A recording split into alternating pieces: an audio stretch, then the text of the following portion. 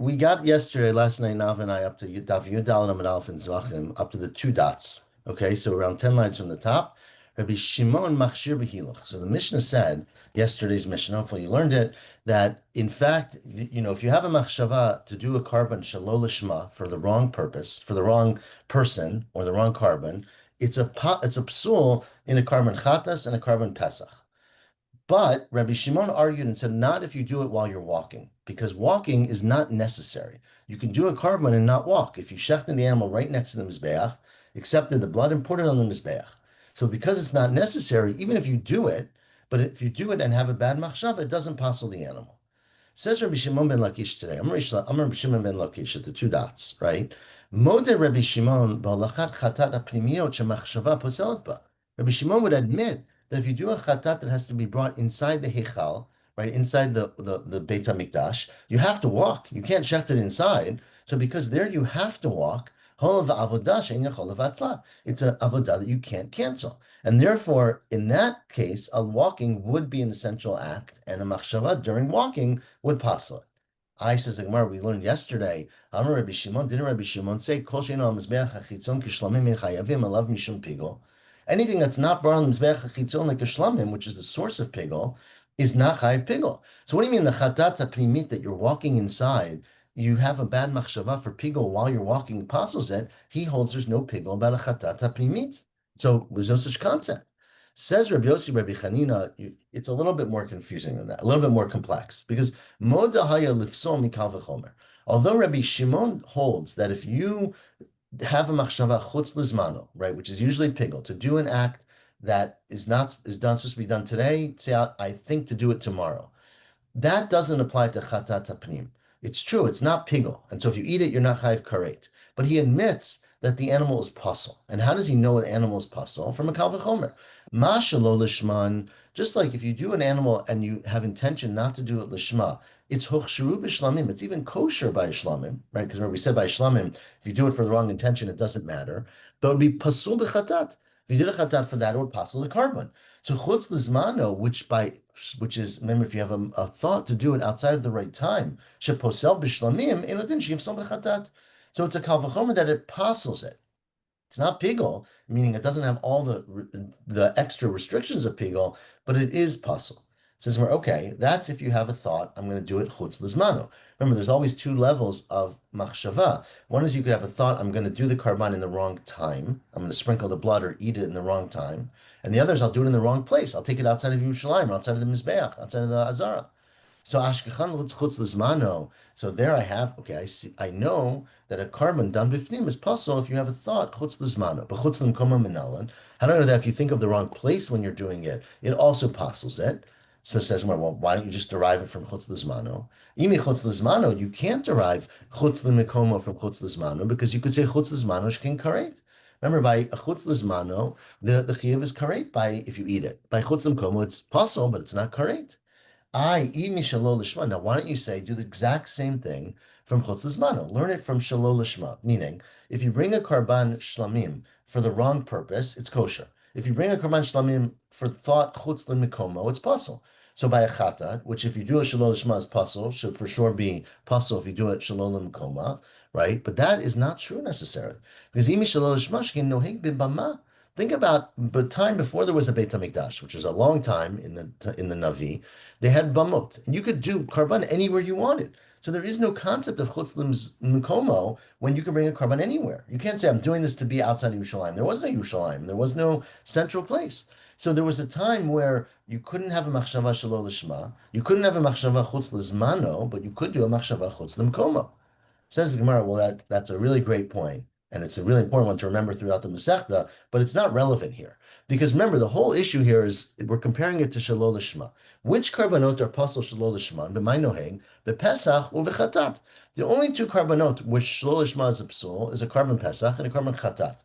But we're going to learn that Pesach v'chatat b'mama lo karvu. You didn't bring a karban Pesach or a karban chatat on a personal bama. You only can bring an ola and a shlamim.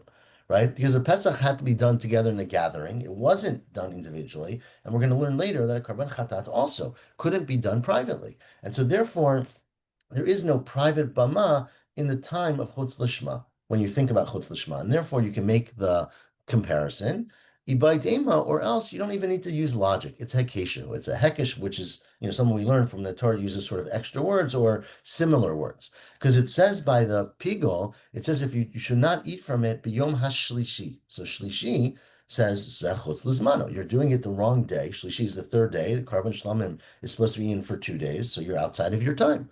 But then the Torah continues in pigul hu. What does that mean, pigul hu? It's telling you zeh chutz limkomo, that there's a separate prohibition of chutz limkomo, and therefore we learn that you compare chutz lizmano to chutz limkomo, and whatever applies to one applies to the other. And so therefore, if Rabbi Shimon says that walking is not an essential malacha, that is only true if it's not essential. But when you have a chatat that's done inside the azara, inside the ulam, inside the Beit HaMikdash, the main sanctuary, then that's considered to be essential, and you'd be chayiv pigol, you'd be chayiv psul if you have a bad machshava while you're doing that. Now, Amar Rava, we're about to get into a sequence of very interesting discussions, which would, if it's very helpful if you have a picture of the azara in your mind. I don't know if you have a picture of the Azar in your mind, Nava. So the way that Azar, I'm going to do this outside. I guess I wish I could upload a picture if someone has one, if they have an English Gemara. But the way that Azar was built was, remember, was a very, very large open space. You would walk into the door, into what was called the Ezrat Kohanim. You'd walk some steps. We're going to learn about how many steps. And you'd get to the Mizbeach, right? The Mizbeach was in the south of the Azara. And so from the Mizbeach to the northern wall of the Azara is called Safon. And there are many carbonot, like a carbon ola, you have to shecht in that space. You keep going past the Mizbeach. There's a space between the Mizbeach and the Ulam, another empty space. So closer to the inner wall, inner temple, is called Bein HaMizbeach LeUlam. There's a little bit of a debate we're about to discuss about whether that itself is called north, meaning if you shecht an animal in the northern part of the Azara, not connected the Mizbeach, but past the Mizbeach towards the Ulam, is that kosher or not? Okay. Then you get to the ulam, right? The ulam is the entranceway, and then you get into what's called the heichal, right? So there's an entranceway, a portico, basically, and then you get into the heichal. Inside the heichal, there's the kodesh, and then the kodesh kadashim, right? Okay, so those are all your steps. Again, it's a little complicated, but we will see this as we go on in this next 2 years. So says Rava. Now, I want to point out that when Rabbi Shimon says that this is past the soreg and the cheo and the azrat nashim. Yeah, sorry, I skipped that whole part. Yeah, so I didn't even, I went past, I started beyond the Ezrat Nashim, walking into the Ezrat Kohanim, which is the actual called the Azara, or the main Azara, not the Ezrat Nashim. So says Rava. Now, what Rava's point, which we're going to get to in a very beautiful way, is that if the walking is essential, then if you have a machshava while you're walking, it passes it, right? Because Rabbi Shimon said the reason the walking is not a problem is because it's not essential. But says Rava, im timsa lomar Rabbi Shimon savarla kibrei. If we don't know how Rabbi Shimon feels, but if Rabbi Shimon agrees with his son Rabbi Elazar Rabbi Shimon, who said bein ha'ulam lamizbeach tzafon, that the northern side between the ulam and the mizbeach is called northern, and you can shecht an animal there. So what that means is that if you have to do a carbon chatat bifnim, you can shecht that carbon chatat right up to the door of the ulam. Right? Because again, there's a mizbeach, there's space between the mizbeach and the ulam. If you can't shech the animal there, then you have to shech it next to the mizbeach. You have to walk to the ulam, and that's essential walking. But if he holds that the space between the ulam and the mizbeach is also considered safon, and you can shech an animal there, then the machshava you have in that space doesn't matter, right? Because you don't need to walk through there. So even if you shechted the animal 50 feet away and walked all the way there, what happened during that time doesn't matter because it wasn't essential. The thoughts you have when you're doing the chatat pnimit are only a problem, except when you get to the doorway of the ulam. And furthermore, v'im timsalomar. Now, this is also gets to another very interesting detail, which we discussed yesterday, which is that by a karban mincha, there's often the equivalent steps as there is to a karban shlamim or chatas, right? Meaning, although it's not burned, it's not an animal, it's not slaughtered and accepted, you do a kmitza, you take out the flour, you put it in a kli, you walk it to the mizbeach, you put it on the mizbeach. Now, there was a very special mincha called the lechem hapanim.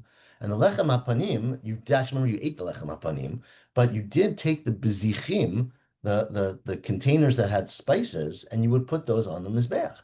So that's considered to be the avodah of the lechem hapanim.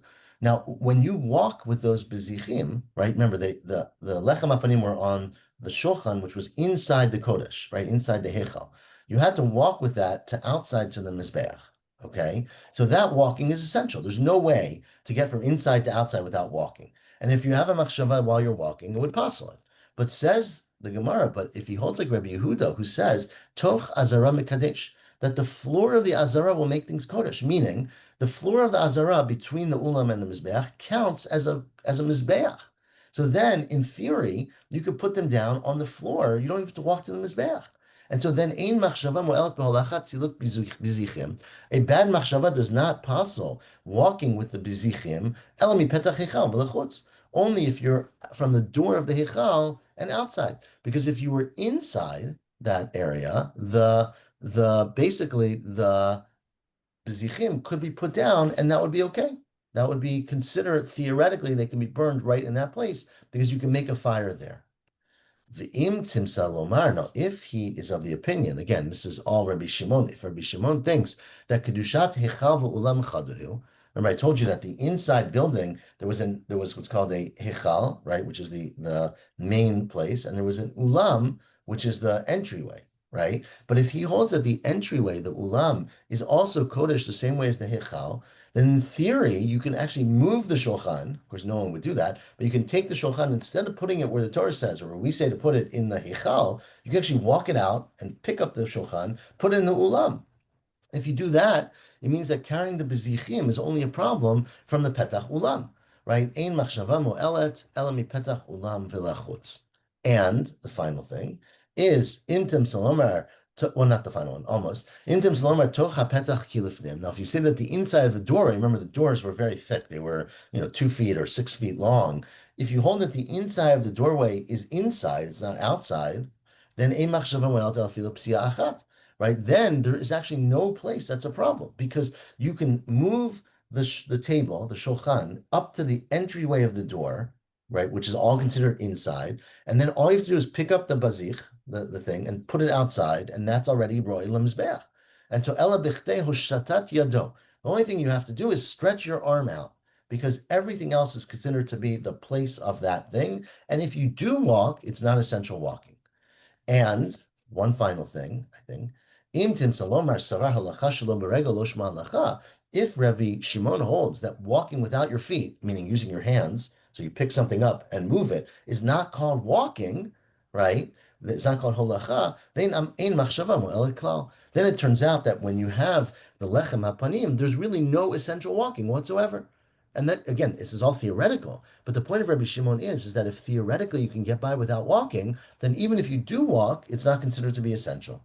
And so what we're saying in this very interesting, hopefully to keep everyone awake, to the 2 dots, 3 lines on the bottom, is that the carbon mincha of the lechem hapanim can be done with no walking whatsoever. Okay. Now, Amar Abaye, walking from the ulam to the mizbeach, though. Right. No. So the first thing we said was that if you believe that the floor of the azara can function as a mizbeach, so there's an opinion which we're going to have later, which is that you can actually make a fire on the floor and call that the mizbeach. Right? That's called toch azara mekadesh. That the inside of the azara has kedusha. Again, we're going to discuss this more, but it's really only the inside part of the azara, from the mizbeach to the ulam. So in theory, you could have made a fire on the floor of the azara and burned the bezichim right there outside the door. In which case, there's no walking that's essential. Again, of course, That's outside the door, but what about from the door to the mizbeach? So that's the point. You don't have to go to the physical mizbeach. You can make a mizbeach on the floor of the heichal, on the floor of the azara. The toch azara is like a mizbeach. That's this opinion. So you don't need to go to the mizbeach. You can make a substitute mizbeach essentially on the floor of the azara right outside the door of the ulam.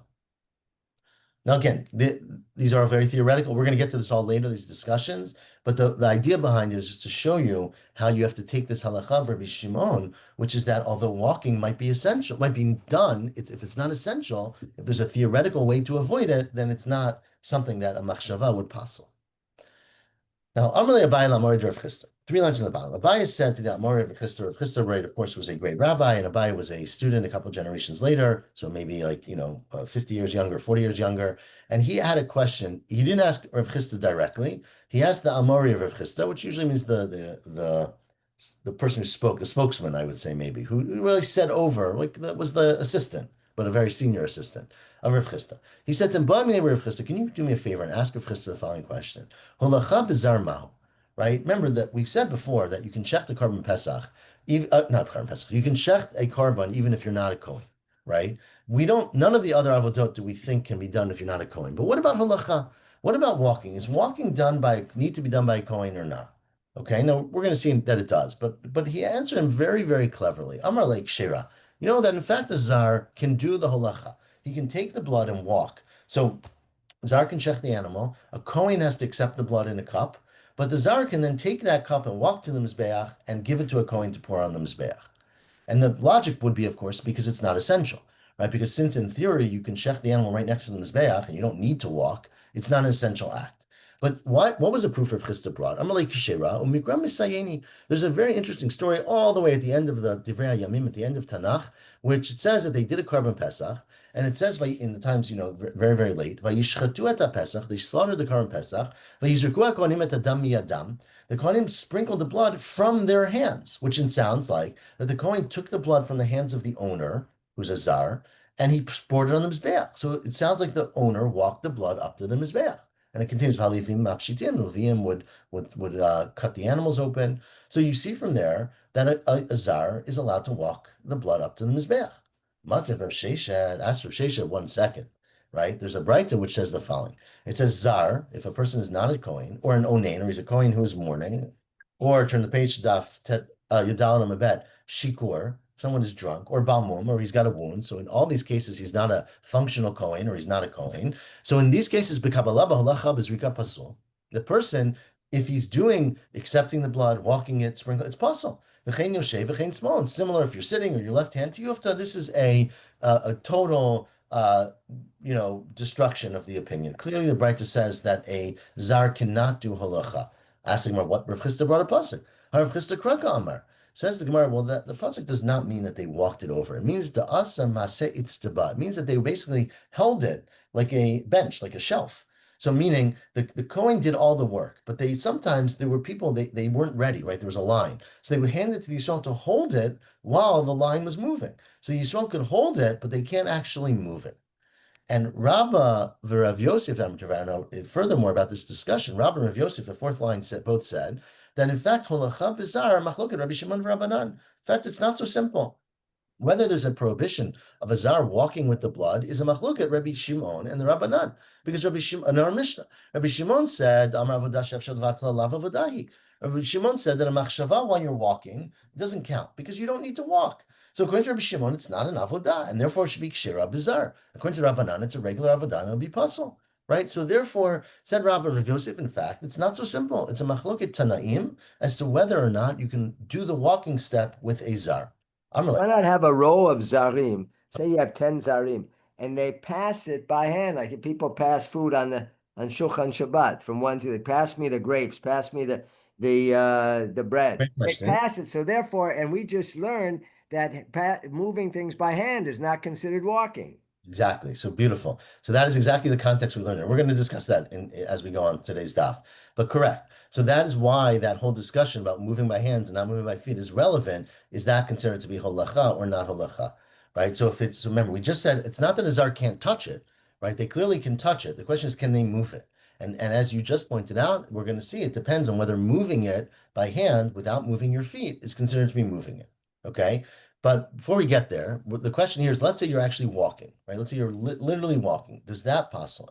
So he just said, Rabba and Rav Yosef, that it's a machloket Rabbi Shimon and the Rabbanan. Amalei Abaye says, Abaye, how could you say that? Hashchita, the act of shchita, which everybody agrees, that act of shchita is a malacha. If you have a bad thought during shchita, it's pasul, right? Shchita davodashi yafshel levatlan. You can't cancel shchita, right? You cannot have a carbon without slaughtering it. So, but it's ksher bizar. A zar can do it. So you clearly see that just because it's an indispensable avodah does not mean that a zar is pasul. Amalei said, no. Shechita lav avodahi. You're wrong. Shechita is considered to be pre-avodah. Shechita is the preparation for avodah. In order to have an animal on the mizbech, you have to slaughter it. Below, is that really true? Right? Rabbi Zera said in the name of Rav that a shechita of a par, this is from para duma, right? A shechita of a para duma with a zar is puzzle. Why? And because I'm a Rav Allah, because Rav said Elazar v'chukat k'tivba. It says Elazar and chukat, so it says that Elazar Kohen has to do it, and that this is a chok. It has to be done this way, so that a para duma has to be shechted by a Kohen. Now, but if you're saying shechita is not avoda, why would a Kohen have to do it? Says, well, that's different because shani para. Remember that a para is not a korban. It's kachi bedek habayit too. It's kachi bedek habayit. It's actually part of the use of the Beit Hamikdash because they needed to get the ashes to do the para duma, but it's not brought on the mizbeach. It's not a regular korban, and therefore a zar can't do it because a zar can't be involved in the process, but not because it's an avoda. Isn't it a kal v'chomer? Right? Where are we up to? Somewhere here, right? It's a kal v'chomer because if you say kachi bedek habayit havi avoda, if slaughtering an animal by kachi bedek habayit of para duma is an avoda, if it's for the mizbeach, kachi mizbeach lav avodahi, shouldn't it be for sure an avoda by the mizbeach and need to have a kohen?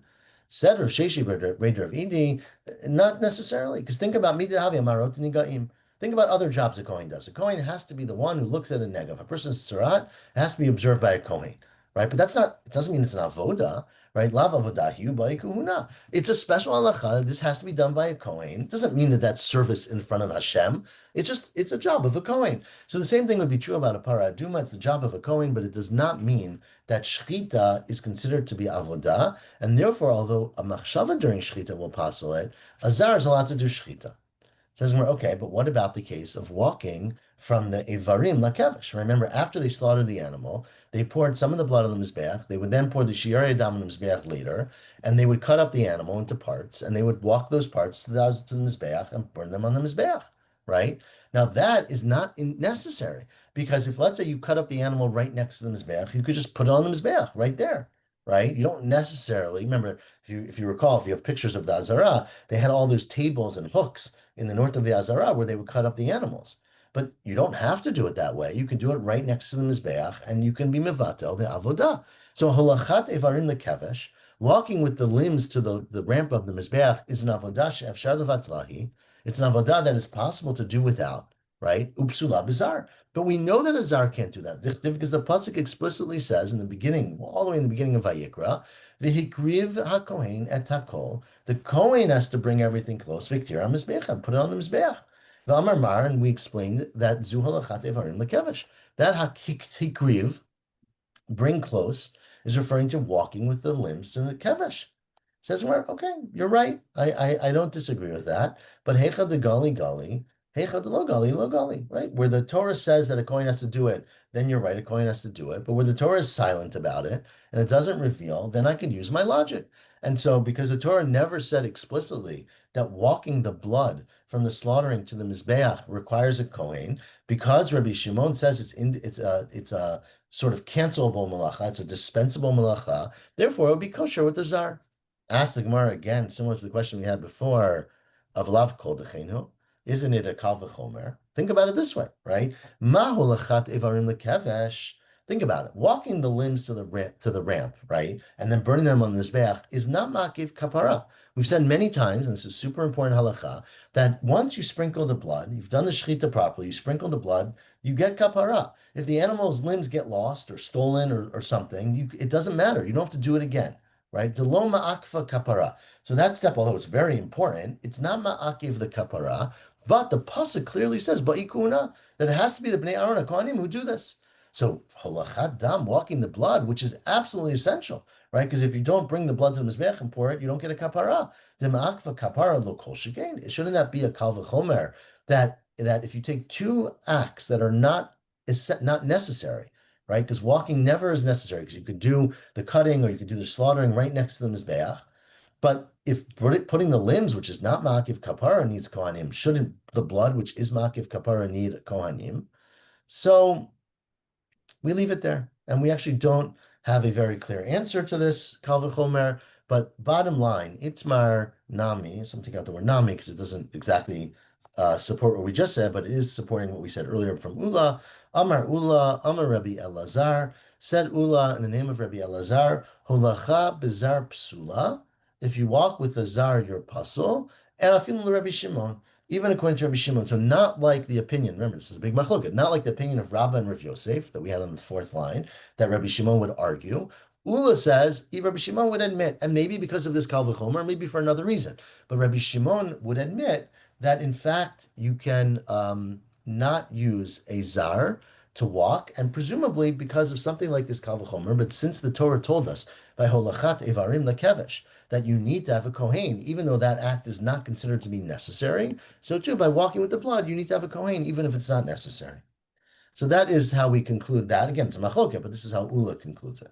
Says the Gemara Barlu, the question that Ken had just raised before, Holacha shelo beregel, shma lacha o lo shma lacha. If you walk without moving your feet, like the case you said, like the assembly line, and you like we talked about with Pesach, which we're going to discuss in a second, and you took one container of blood and passed it to the next person, the next person, the next person, and nobody moved their feet.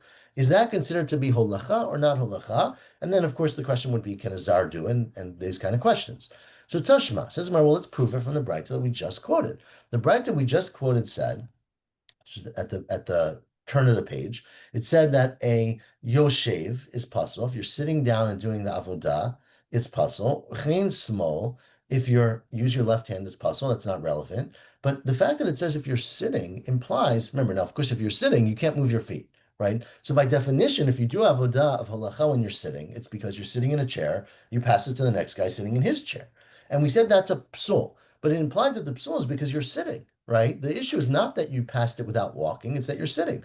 Ha omed dumya yoshev kasher, right? Implying that if you were standing, similar to one who's sitting, meaning you stood, but you didn't move your feet, it would be kosher, and meaning you don't have to walk when you move the blood. You can just do, this is considered halacha, shelo beregel is called halacha.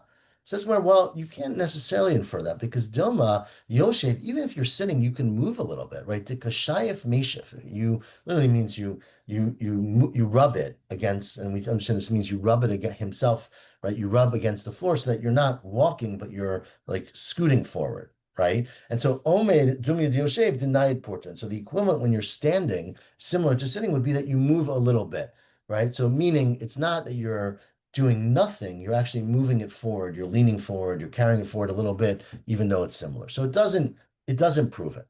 So let's prove it from the Gemara in Psachim, which of course is the beautiful, famous Gemara, Tashma. Remember the Gemara in Psachim talked about. I have to leave. Okay, well, thank you, Ken.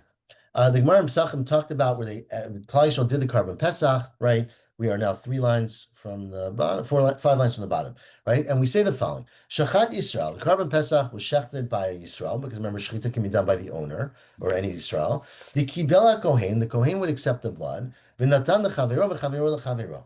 And one Kohen would pass it to the next Kohen on an assembly line. So you see that you don't need to walk; you can just move your hands. So it's not necessarily the proof. Hadam Nami denied deporta. There too, they had to walk a little bit. You had to move a little bit when you did it. So then if you moved a little bit, what's the chiddush that you passed it on? Okay, that's how they did it. Micah Mashmalan. The chiddush is Berav Am Hadrat Melech. It's telling you that it's better to have a lot of people doing the avodah, and when you have a lot of people, it makes God's Hashem's kedusha greater. The hadar of Hashem becomes greater.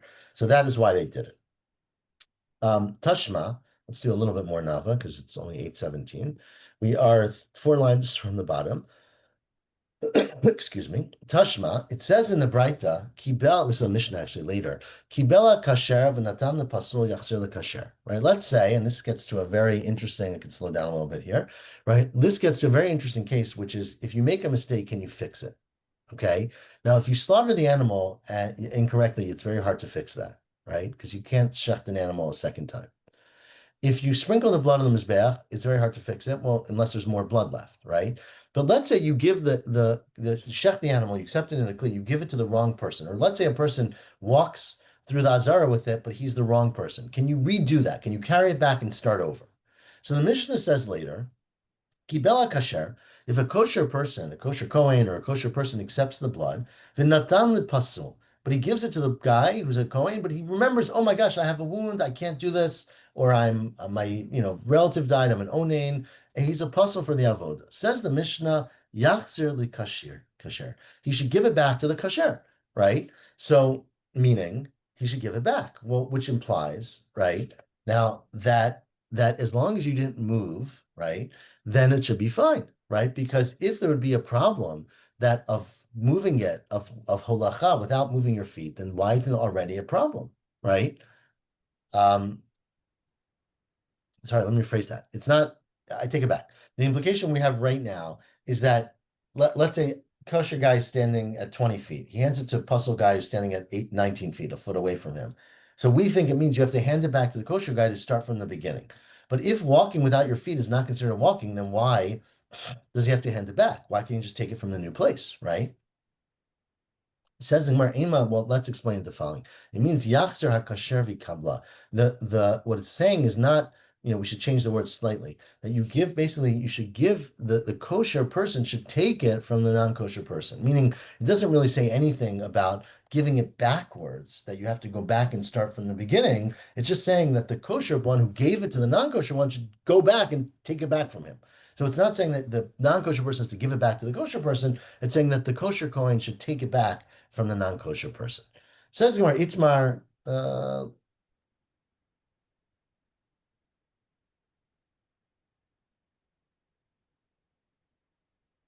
I'm going to stop here actually.